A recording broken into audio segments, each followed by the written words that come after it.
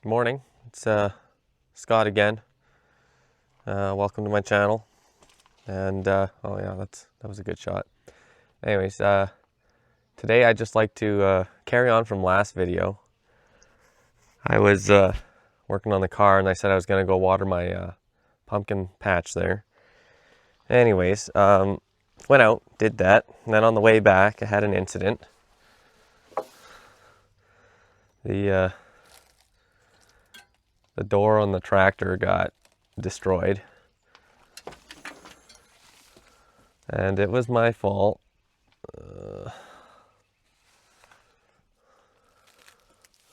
All that's left right now we got is the rubber, a little bit of glass that I still need to sweep out of here. And then, yeah, I got the handle and everything. I went and picked that up the other day there, and then, or yesterday, I guess. I didn't do any recording yesterday. I didn't have my phone with me when it happened either, but yeah. So basically, what happened is when I'm driving to the field, I like to open both the side doors because they're like a suicide door. They open backwards or whatever, and then the rear window, and then that kind of gives you like a nice airflow that comes through, and you get to smell the flowers, and it's pretty nice anyways and enjoyable. It's better than AC sometimes if there's a good wind or if it's a cool wind. So anyways, I had the doors open, and then I was coming down and I went through a bump. I had my water cans sitting on the forks on the front, and as I went down on the bump, I noticed the water cans were going too low, and I think they were getting squished. And so I was focusing on the water cans at the front. Now when I came into this area that went down, there's trees on either side, so I closed both the doors. But like that other side doesn't have a latch that auto clasps. It's you have to manually close it, and this one does have like a auto closing, but you have to, because of the weather stripping, you have to kind of give it a little slam. Not even a slam, just like a snug pull for it to fully clip in. Otherwise it sometimes just sits just shy and doesn't actually clip. Anyways, went through the dip. The door swung open. I was looking the other way. There was a tree, a bunch of trees. Door went open, caught onto the trees, and then by the time I had turned, I went to, instead of pushing the clutch in and hitting the brake like I probably should have, I tried to grab for the door for whatever reason, just thinking maybe I could close it in time, and I didn't. The door exploded, glass all over me, glass everywhere. I was in shock for like 10 minutes and how stupid I was. And that just happened. Anyways, so I'm going to be running without a door for a little while, but we're going to head over there and clear up that tree or whatever. And then I'm also going to be digging some holes with the backhoe today as well. So we'll head over that direction and we'll do that.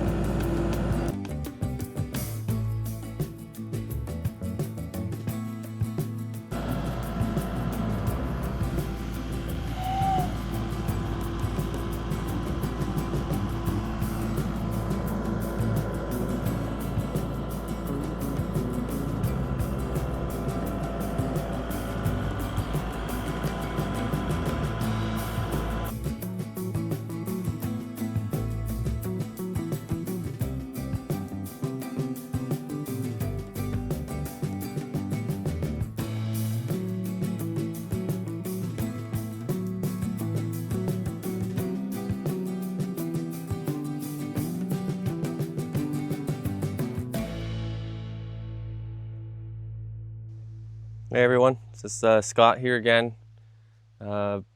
Another beautiful day here at Tran Manor, and we're gonna try and get some stuff ready here. We're looking to build a fence, keep the deer out of the corn and the pumpkins. So first step is we gotta dig out some stuff. So if we just go past my bonus or extra culvert I got here, and next to got a bunch of these 55-gallon drums here. They're like, they were used for like a industrial degreasing soap, but I want to fasten a bunch of them together and build a dock for the pond. But anyways, I got a bunch of these old fence posts here that I got them for free a long time ago, and they're not in the best shape, but they'll be enough to hold up electric fence tape. Now, basically, I'm just going to use these posts here on the corners for like the main support, and then I'm just gonna cut down some pecker poles and whatever trees just to use as like intermediate supports along the way. And I probably won't electrify the fence right away just because it gets pretty expensive to start getting all the pieces for that. But just as a deterrent for now, have a fence sitting up there they can see. And I want to try the fish line trick as well, where I'll set up my main electric tape fence or whatever, and then out from that I'm gonna hang a bunch of thin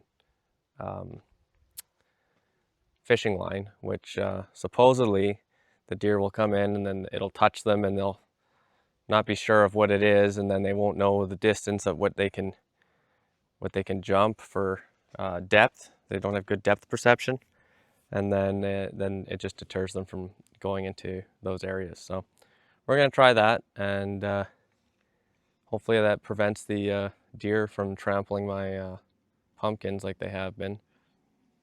So first step, we're gonna get the tractor over here and we're gonna move these posts out to the field.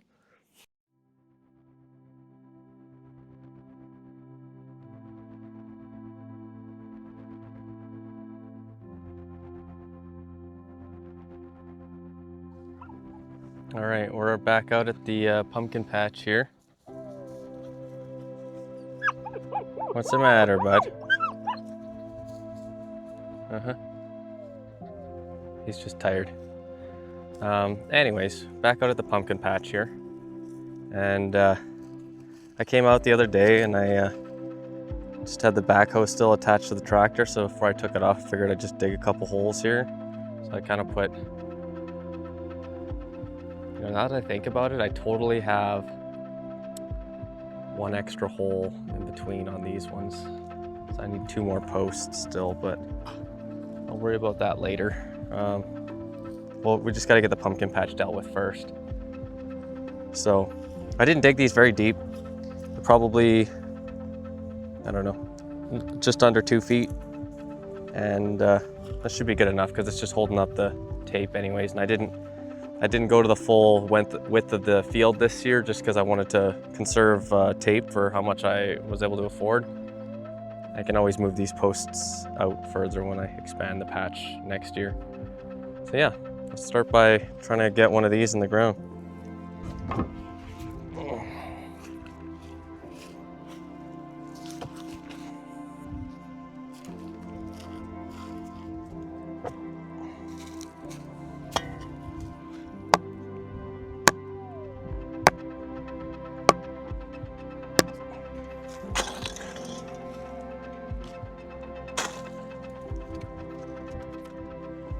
So we'll just get it rough here by just tapped it in a little bit at the bottom there.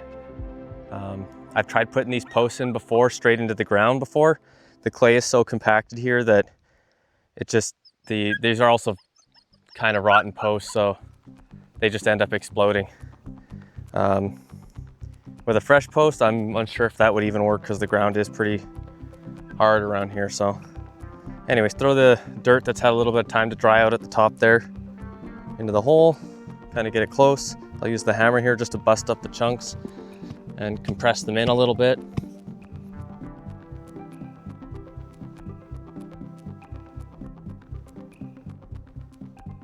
All right, they just have to be close. They don't have to be perfect. And then I'll just I was gonna bring some stakes, but because they don't have to be perfect, I'm just gonna let the weight of these boards hold it plumb for me.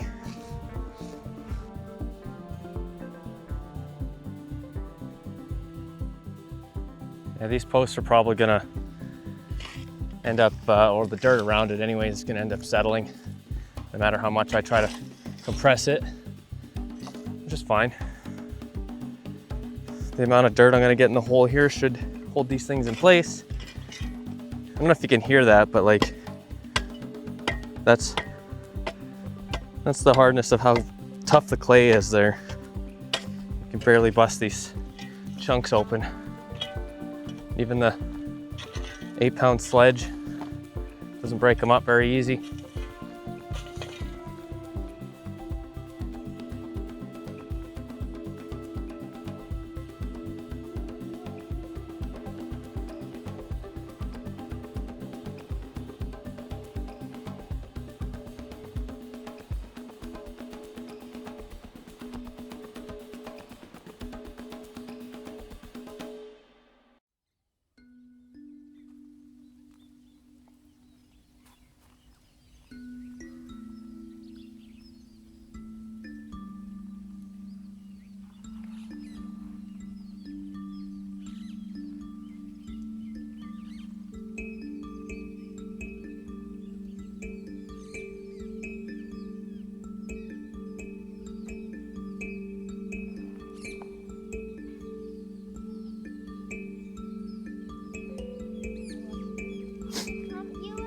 Okay, less complaining, please.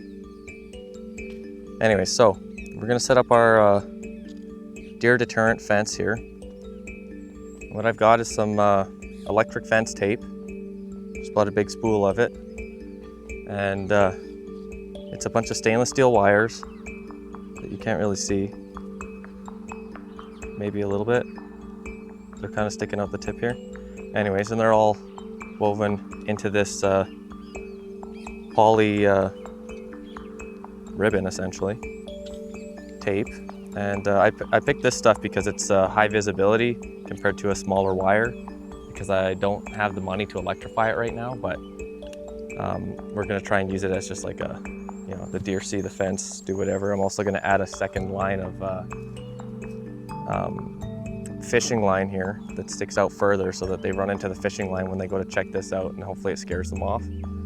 So we're gonna start by putting these 2 strands on. The first strand, the lower strand, will be at 18 inches off the ground roughly, and then the next one will be probably 3.5 to 4 feet somewhere. We'll see where I like it, but. And I know based off what the internet tells me that I should have less space between these posts, but I'll worry about that later. For now, I just need something up to keep the deer from trampling all my plants. Okay, so Macy, bring it over here. Give me 18 inches. So put it down. What you do is pull that out until you got like 20 or 22 or something. Okay, good. Now put the bottom of it down. This down here. Put it up against the post so we can measure. Like this. So you take some, and you put it like this so that this here is level with the ground, right? Hold it right there. Okay, you see what I mean? How this is like where your shoe is? You don't put it down below and you don't put it above. Okay, Arby, off my leg, please. See, and then we'll put this at the 18-inch mark, and then we'll attach it. If the reindeers are the reindeers are never going to come here? Okay, you're gonna carry the stapler? Okay, go to the next post. Macy, next post. And we're gonna measure that one at 18, okay? I don't want to do it this way. Why not? Well, you bring the stapler and you can do stapling. You're gonna do that too. Oh yeah, okay. You go over there and I'm gonna untangle this. No, go to the other post. Yeah. This got all, I should have probably flattened this out first. I had already unspooled this a little bit because I wanted to see how well it would hold up between the posts. So that's why it's like this. Huh? But why? What?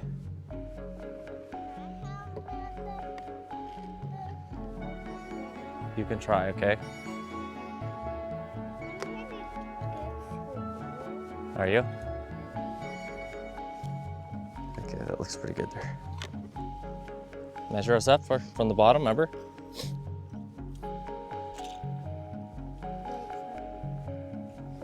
Yep. Okay, you need to stand on the other side so I can get this wrapped here. Okay, that's good there. You can take it off. Now can I do the staple? How do we do the staple? Put one staple here. Right there. Oh, do it this way. And squeeze it. Okay, now squeeze it. Tight, tight, tight. Are you strong? 2 hands. Squeeze. Okay, let me do it. This is a little bit hot for me.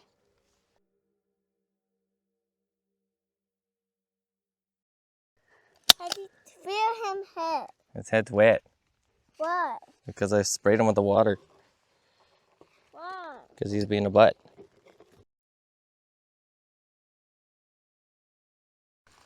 Daddy, but what if I climb over it? We're gonna put 2 on there. We'll put a low one so they don't go under and a high one so they don't go above. Right? But what if they will go under? What if nobody will be there and then they will go under and go kill your plants? That's what we're trying to stop, right? What if we didn't and then the wind just crunched it? Yeah, they stepped on it.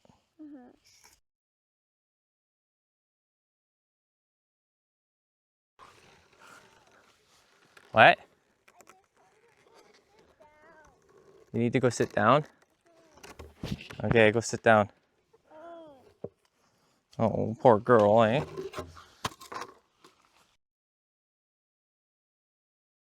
is for cutting stuff. Uh-huh. Okay, thank you.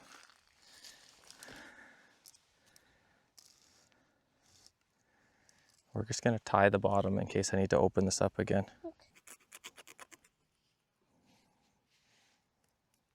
Are you being careful? Mm-hmm. And not to break yourself? Mm-hmm.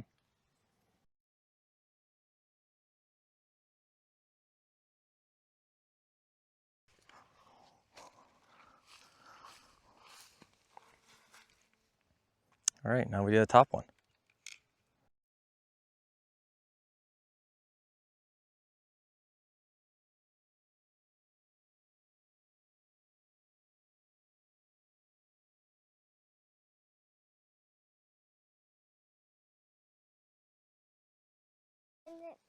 Here, hold on, girl. I'm talking, okay? All right, so we got that fence put up there. And then I still got to come out and put up the fishing line, which will be probably a couple feet out from this line. And then that way, when they come up to check it out, they don't see the fishing line, but it touches them. It's supposed to spook them. And then they'll, like, because this is the, you know, they see there's a barrier, they're not going to ideally run straight in. And then the fishing line is the one that scares them. I don't know. I'd like to electrify this, but I think even people were saying that even if it is electrified, you need to run a double layer fence anyways, because they'll just jump over this, no problem. So I'd have to put another set of posts out, which I might have to do that. We'll see. I'm gonna just try this for now, and then I'll get the fishing line out another day. It's starting to get a little bit too hot to be out here, so this is what we'll start with.